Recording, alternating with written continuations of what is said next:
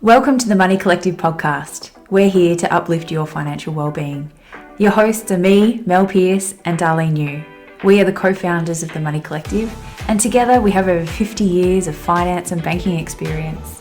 We provide the tools, information, and guidance to better understand your money and feel confident making money decisions. Well, welcome everybody to Season 1, Episode 3 of our podcast. Yeah, that's right. And we're just getting started. That's it. So here we're just talking about how to uplift your financial well-being in every single episode. And how it plays out in everyday life. Yep. So we're going to kick it off with a truth of ours. We are. What's your truth today, So Mel? how does it play out in my everyday life? Well, my brother, I have a brother. I've also got 3 sisters. No, I don't. I have 2 sisters. An extra one you haven't talked about. No? I am the 3rd sister. And we have a little brother, and he lives in Vancouver. And I haven't been to see him.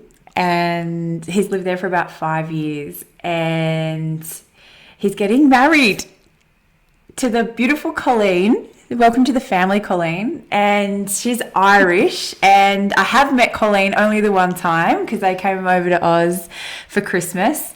But we are planning to go to their wedding in July next year. So, and we haven't taken an overseas holiday ever.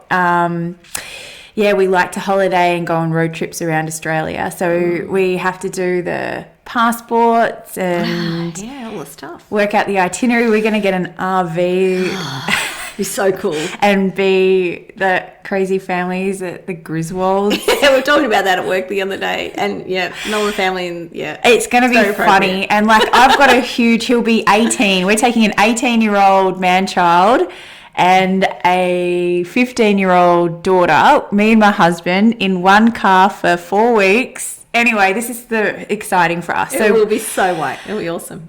So basically, money-wise, we've been planning for the trip since we saw them at Christmas when they got engaged. This is Canada. Did you say Canada? Vancouver is in Canada. Yeah. Going to Canada in Northern America. The other side of the world, flying across the Pacific Ocean. Yeah. And plan on doing this road trip, flying into LA and driving up the West Coast. That is the plan. And so money-wise, do you know, I actually originally budgeted $20,000 for this trip. Oh, but you was probably that underdone? Yes. Yes, it was. Yes. So planning is very helpful. Anyway, hopefully the Aussie dollar picks up between now and then as well. But I'm going to have on it. I have to, at the moment, I've still only been tracking to save this $20,000. So I need to up that. I need to relook at all my accounts. We have canned our normal Christmas road trip. So, because we've been planning to Priorities, right? To WA for years, and it just has never happened. We've been thwarted one day. Whether our kids want to come or not, I don't know. That may not happen. They did try once, but got caught up by fire and had to turn around and come back. Yeah, that's true. Then we had a COVID situation. So anyway, that's me at the moment. So I've got everything else on hold, on pause to prioritise this family trip. So my husband's super excited because all the money's going towards the in-laws family holiday trip. So we're overcoming those emotions as well. Was that a cynical thing, or is he really happy? No, I think he's happy to go, but it is a little bit of resentment also, and a lot of money. And so he's self-employed as well.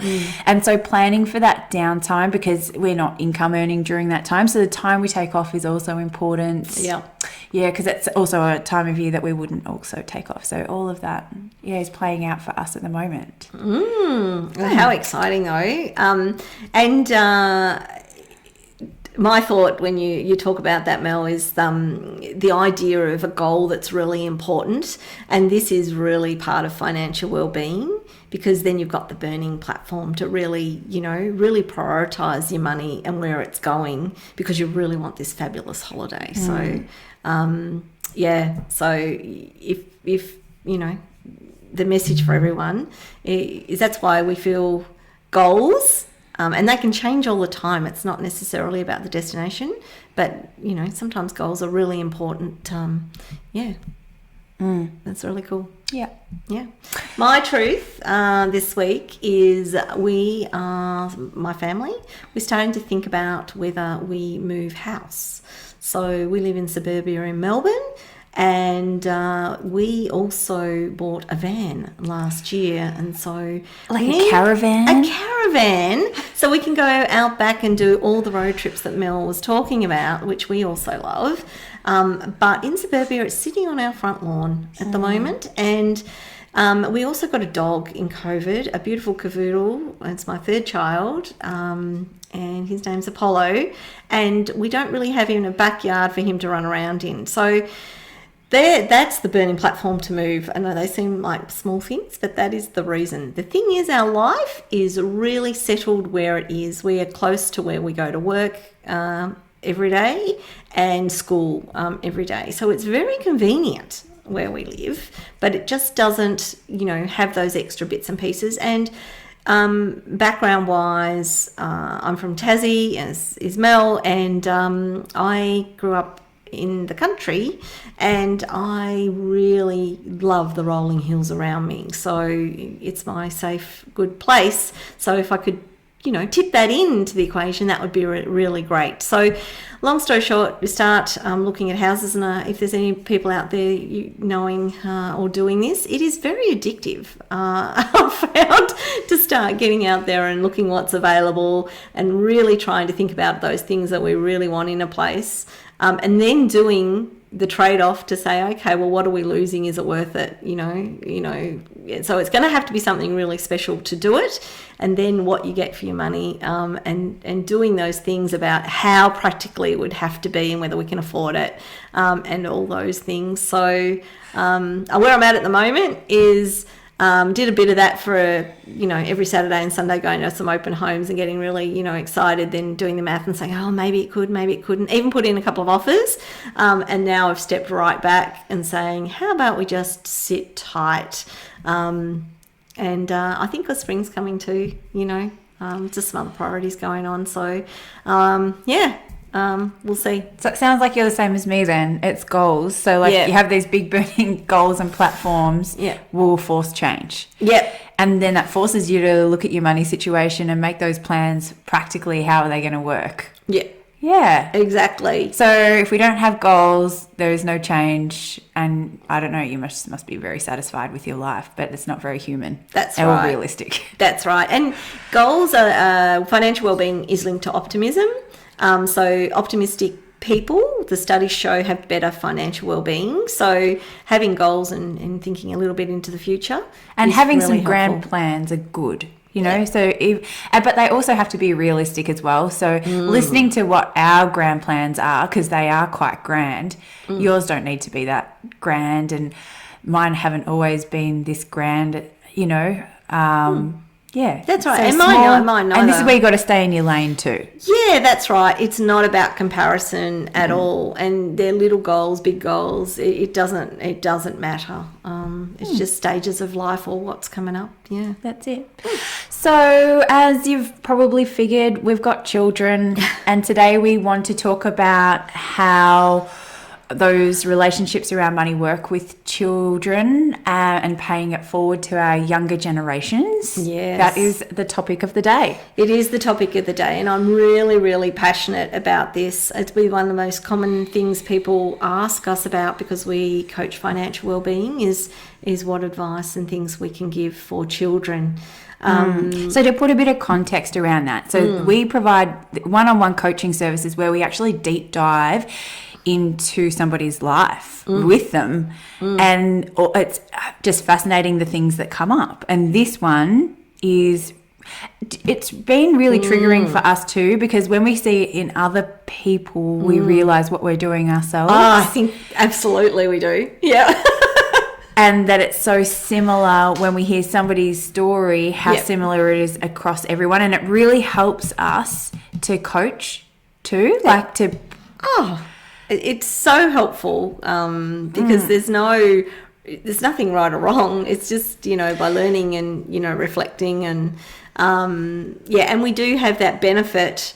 Like you said, when we coach people, we're sort of the outside of that situation. So, but in a nutshell, the most common thing that I see, and it's from two perspectives. So we coach people that have had a lot of family support in their life, but they feel really bad about money. There's a clear correlation of that. So we'll talk about that and unpack it. And the other one is we coach people that give a lot to their children and to their own detriment. So I don't think either one of those is serving anyone. Yeah. So do you want to talk through an example of the first instance where we're coaching adults, and they have got issues? Yeah. And what are those issues that they've got? Yeah. So they're not feeling good about their money, right? They're not feeling confident. Not at all. And I think what we hear is that they think that they're bad with money. They do think they're bad with money. And so the message is if you are receiving, if you've received money over a long period of time. What does that look like, receiving money? Yeah, so it can be in all sorts of ways. So think about this and how you support your children maybe, is if we are, in buying them cars, supporting them with houses, supporting them with everyday living, then what message are we sending our kids? And we think that we are helping them because we want them to be happy and we want them to be comfortable and live a good life. But the cause and effect is the opposite. We're saying you haven't got this, so we will do it for you. You're not capable of doing this. Yeah. And working through this stuff for yourself. And the resilience is so low, isn't it, of those people? They don't have high resilience. It is. And they don't know how to future plan because they're so reliant on the money. And then it's like the situation has caused them to perpetually feel bad about themselves. Yep, in all aspects of their life. So the parent has tried to do something extremely helpful by supporting them financially. Yeah. But they are not helping them financially at all, really, at the end of the day. If there's no motivation for them to earn their own income or even manage their money in an everyday sense. So if you're receiving money, you feel like, from a parent, right, who you look up to since the day you were born, and they've given you so much help and assistance, then you're going to look to them on how to manage that money, how your accounts work and things like that. So you're not actually, you've outsourced everything that you know about money to somebody else. And there's that fear that creates is huge, like that you're no good. It definitely is. And I think about it from a perspective of if you've actually had to save for something yourself, remember that hopefully as an audience, you've had that feeling when you've saved for it and you go and get that thing. How good does that feel because you've done it on your own? So that's empowered, right? Yeah, you've empowered chosen the yourself. thing and you've saved hard for that thing. Maybe you've done that for a first car or a holiday. How good does it feel that you've done that and that you feel really self-satisfied? You're making your own decisions, you've saved for that thing and you're executing that thing, like, Mel was talking about Canada, for example. I think we are taking that away from our kids by giving them that stuff, whether we contribute to a holiday or to a car or, bigger things over time. We're not letting our kids feel that way. So if you're in that situation, right, so you're a grown-up and your parents have helped you a lot and you feel crap with money, what's a good way of getting out of that? What steps can that person take? Yeah. So to begin with is understanding your money. So coming through the first step to understand your financial well-being is look at your own situation. What are you spending, your financial situation, what income is coming in, what are your assets and your liabilities, and understanding that total picture. And we talk about understanding your number. So first of all, what is your number that you require to live? And then if you're not working, work out how you get that number into the positive. And to be clear, like the adults that we're coaching in these scenarios are in their 40s, 50s and beyond. It has long, subtle impact over time, but it can be changed. I'm thinking of a client that we've coached that felt really, bad, about money, and definitely had support from family. And I see this actually in our workshops quite a lot. We did a workshop not long ago, and we had a lot of young adults in that workshop, and they had, just by chance, had particularly dads it was, but it doesn't have to be, but had parents that were accountants, financial planners, and that expectation that it had on them when they were unpacking their money story was how bad they felt about money, and that they had to live up to their parents' that expectation of what to do with it and behave with it well. But actually, it's their money journey to take.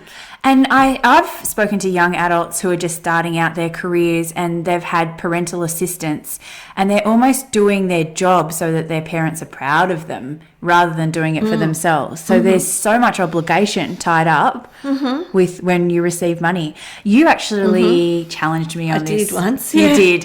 So I gave my sister some money, and you said to me, I said I gave it to her. I don't care. I don't care if she ever pays it back to me or not. And Mel doesn't care. Yeah. Yeah, and you said that doesn't exist. That there's no time that you can give somebody money without there being strings attached. I did. And do you know how quickly that played out for me? Like my sister was racked with guilt about taking this money off me. So I gave her $5,000 for a car. Yeah.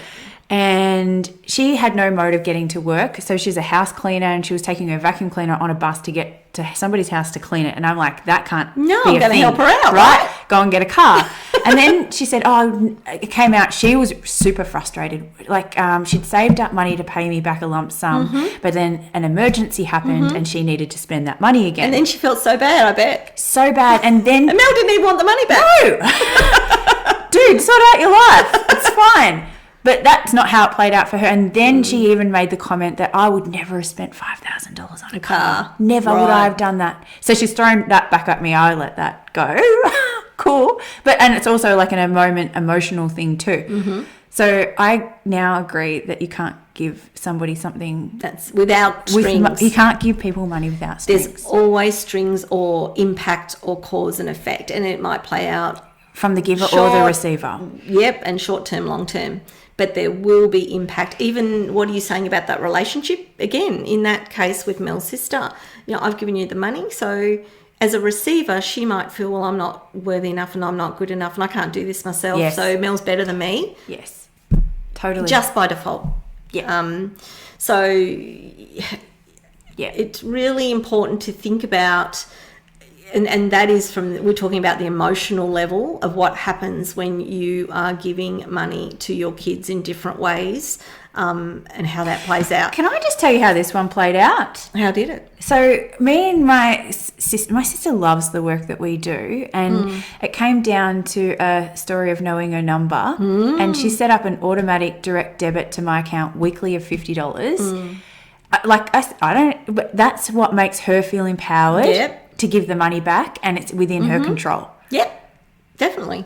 And it dings up on my phone once a week, and I can see the deposit going in. No, I know. And, right, but then she still has to clear that. Like, I don't know how to overcome that. Like, no. Do you know what I mean? Because that's what's going to make her taking responsibility of her own money is what's ultimately important. Yeah, definitely. Yeah, and yes, I think by openly being able to, because there's lots of situations where this might have happened, or you can see now maybe the cause and effects of that. So I think if that has happened, it doesn't mean you never, what can you do now is have open communication about it, and acknowledge what each other needs in that situation. Because some of the time is like, if you don't know how, like, let's say it's a parental thing and you're feeling like this. Sometimes you might not even be aware of how you're feeling, by the way, or the behaviours are caused by this. But once you start having the awareness, which is the first step, having those conversations, because the story that we're probably making up in our head isn't the reality for the other party. There's usually a complete mismatch. But then imagine all the time lapse too. So if you don't acknowledge these things, then from the time of acknowledgement, that's the time when you can move forward. But imagine if that's 20 or 30 years of your life or more. Yep. Definitely. I mean, I think because this has changed the way that I behave with money in our household, because I was like everyone else. I, want to give our kids a head start and, all the things. And so we gave our son his first car. We upgraded our car, and, we had an old car, and we thought, okay, well, Logan can have that. And, I found myself, like when it doesn't get serviced, for example, I've not intentionally, but by default, you need You're to angry? get the car serviced. Why aren't you looking after it? It's still your car. We looked after it. the We gave you a car. all those years. Yeah. Now you've got it. Yeah. So you are making him feel bad about receiving the car. Exactly. And it used to come up from time to time. And, I've got to really hold my tongue even now not to say stuff about it. But yeah, I think, as well, what have we taken away from our kids of actually having to get their own car, get a part-time job, get a car, however they do it, Yeah. So I've got a 16-year-old son who's about to turn 17, and now I'm learning from that experience, and I'm not telling him that I'm matching him, because a lot of parents do that. That's right. You save and I'll match you dollar for dollar. Yep. I just want you to be motivated to do it yourself. Yeah. I live your own life the way you want to live it. That's right. Yeah. I mean... Go and do it. Go and get a job. If you really want a car, go and get one. What's your goal? And then, our financial wellbeing program is exactly that. Understand your money. What's your goal? Where are you going to put your money? How do you save for it? And I'm not saying... I'm just still caught up on myself here for a minute. Yeah. But I'm not saying to my son Willow, go... Like I am, go and get it. That's exactly the message that I'm giving him. But I'm not saying at the end of the day we won't provide any assistance. I don't know. That's too big. But there's definitely no commitment from me. Yeah.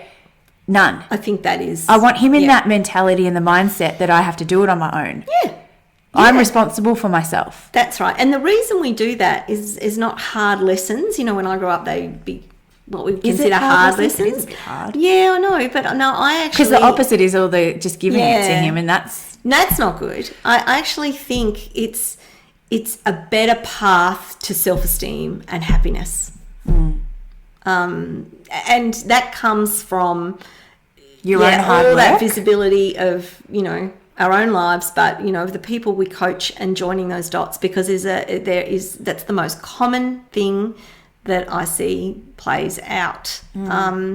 So there's so much more about, talking about what we're doing with our kids. So we're talking about that impact that we can have, but there's so much other stuff. Think about also our money stories come from how predominantly we grew up in a house and what the money conversations might be. And they could be your family never talk about money and it's hidden. And also we get feedback, through the workshops and things that we do with people, that they just wish their families talked about money in an open, non-judgmental, stigma way, because they would have learned something about that. But they didn't even know what they're missing. So, people just assume what they had was right or normal. But then when you go into a workshop situation, you're sitting there with 20 or 30 other people sharing what their childhood was like with money. You can hear somebody's story and go, wow, I wish I had that. I wish my mum told me that. Yeah. And I think in real time, me being a parent, I'm like, well, I'm going to tell my kids everything. Yeah. If they've got a question about money and my money... That is I'm going to show them my bank accounts and how it works. Exactly. And not pretend to be perfect about it, because I'm not. No, I agree. You should share our money story, warts and all, because if you are somebody that thinks you've got all your money really sorted and you're really good at this stuff, I would challenge you to actually how that's playing out and what message you're passing on to your children. And it is all of that actually really great?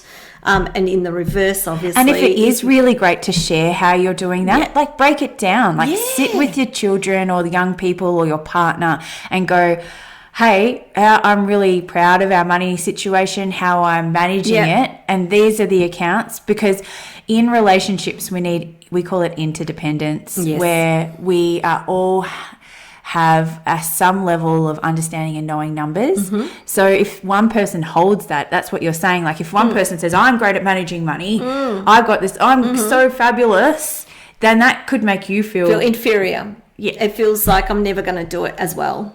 So you have to be open and share it, but not from a righteous perspective, because, you know, maybe some of the stuff, because there are trade-offs. If you're, you know, people think being a saver is wonderful, but maybe it's not. If you're living completely in the future and you're not spending quality and present time with your relationships and your connections. So a saver is somebody who likes to save, right? Yeah. And will have structures in place to put the money away, like they're squirreling away. Their brain has already thought about the future and they've already spent all the future money, right? So it leaves, sometimes in that circumstance, no gaps for the everyday. That's right. And so what are we actually missing out on? And so even though you think, all right, I've got it all planned, I'm all organised, I am fully got this nailed, have you? That's because right. how do the people around you feel?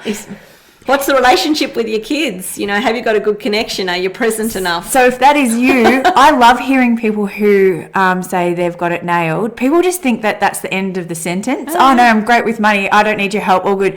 Hang on, tell me. Can you please tell me? Because I want to learn from you, right? Tell me how you're doing great, what these awesome things are. And do you know what? I learn every single time from these people about how great their money is potentially, and sometimes there can be conversational pieces in there about how there could be improvements, or because I can then share the knowledge that I've learned from other people, because everybody's got, and those are the best conversations to me. Love them. Great. And there's never right or wrong. There's not one person better than the other. It's just about openness and communication. And how do we empower those young people to feel great about their money, especially if you're aspirationally amazing? But then there's also the people we alluded to earlier who feel crap on the other side of the coin. And I think how sometimes that plays out in the household is that you don't talk about money at all because you think you're just rubbish at it, and you don't want to share that with your kids, and you don't want to be vulnerable enough to say maybe, I am fallible. Yeah, that's right. But the sooner you can be open with it and honest and work through the actual numbers, knowing your number, and get a process in place. I had a client once, and this was one of the happiest moments for me about the work that we do, when she mentioned to me. So she came, she was self-employed, and we worked through understanding her numbers and what they meant, and because she thought she was really bad with money. And then when we did that, even through the journey, and she shared that she had a 16-year-old daughter, and she shared where she was at, and she was vulnerable enough to say, I felt I didn't have this is where I am, and this is what I've learned so far. And oh my gosh, that day, it still gives me, little tingles, because that's what it's all about. If she's actually sharing the journey, and she said her daughter was so interested in how the money actually worked and what the practicalities of it was, and wanting to learn. She didn't care about the numbers and the status and what they had and what they didn't have. She wanted to learn how to do it. Yeah. And she was so, excited that her mum was sharing that. She didn't judge her mum. And imagine, like, if your kid, because I think we could get really scared of our kids asking us questions that we don't have answers for, right? Like, and especially if you're on that side of the coin where you're not confident, then own that with your kid and go, I don't know, but let's find the answer together. Yeah, so good. Yeah. So good. Yeah. Just break down those barriers. Yeah. Yeah, definitely. So talk about it at home. So good. And, just to finish off that other side of it though, we do also coach people that are in that mindset. They've got to do everything for their children. Mm-hmm. Yeah. So question actually what you are spending it on for them, and what is the trade-off for you, your own situation. And we've just talked about actually, is it serving them? Do you want to give a real example of that? Putting you on the spot here. Yeah, that's okay.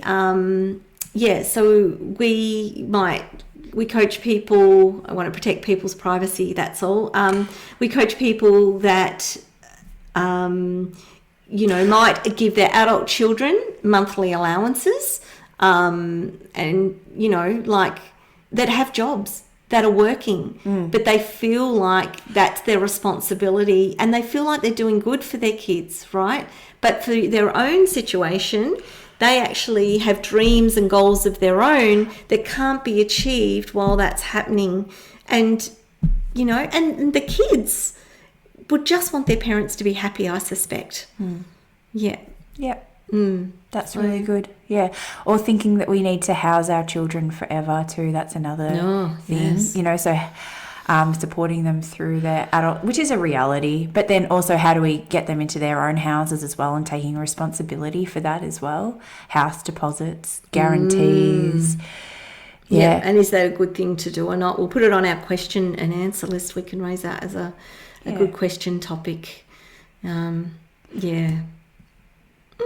Yes, that's it. So my little last note was, do we have to do everything for our children? The answer is no. We don't think so. No, we don't think so. Let them go and fly. Yeah, let them, you know, live life. And I feel we need to have less control or feel like we need to control that. Less. Cool. Yeah.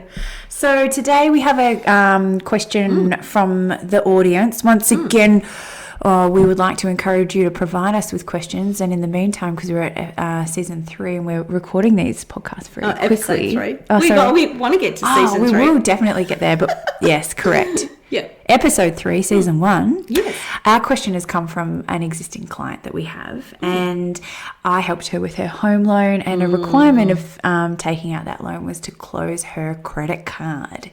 She did not like that news at all. And what did she ask you? She also said why. She said, why do I have to close the credit card? And because she loves her credit card. She does all her everyday spending on her credit card, and it was really going to mess up a system. It was going to mess up our system. And so I challenged her on this because of all of the experience that we have combined over 50 years, there is not one shred of evidence that says doing your spending on your credit card, even if it's interest-free, is a good method and saves you money. No. I would actually... I don't have any data on it, but I would... only from my own experiences, I am going to suggest that if you do your everyday spending on a credit card, that you might have more discretionary spending than you would otherwise. I completely agree. So let's imagine that you've got a $6,000 limit on your credit card, and you've set that limit so you don't overspend, and you regularly spend $4,000 on stuff, you know, here or there. Then how much, I'm just saying if you had a more structured system that you'd probably spend much less money, definitely from my own experience, because credit cards give you that limit to give you that sense of autonomy. You're managing your money well, and we know that if we pay it off at the end of the month, we're not paying interest. It puts you in that mindset, and I think the banks want you in that mindset. It does. So if we bring it back to what banks and products offer, and a couple of the banks now have moved away from it, but they offer these package deals, and the package deal comes with a home loan, an everyday account or an offset account, and a credit card. So, and the idea, and I don't even know how far it stems back, but maybe 15, 20 years, was that you would put all the idea, everyday spending on your credit card. And spending the bank's money. Yes, and not paying interest. And at the end of when the repayment was due, you paid it out of your savings account or your offset or everyday account. So you were getting free money. And you could use the other money to offset against your home loan. So you're saving some interest. That's right. Yeah, you do the little system. Yeah, so it sounds good. That's what got us all using credit cards, I would say, that type of mentality, and the banks promoting these systems. It did, but everything's got cause and effect, and I would suggest then if you're doing that, then maybe there could be extra discretionary spending that you wouldn't have done otherwise. We are challenging that you are spending more money on that credit card than you would otherwise. That's exactly right. That's right. And is it actually benefiting you or not? So, yes, that's because the what we want you to know is knowing your numbers and where the money's going, what you're spending it on, where a credit card doesn't really want you to think about those things. I would say historically, so the system that the bank set up there around the home loans and the credit cards and the offset is one thing.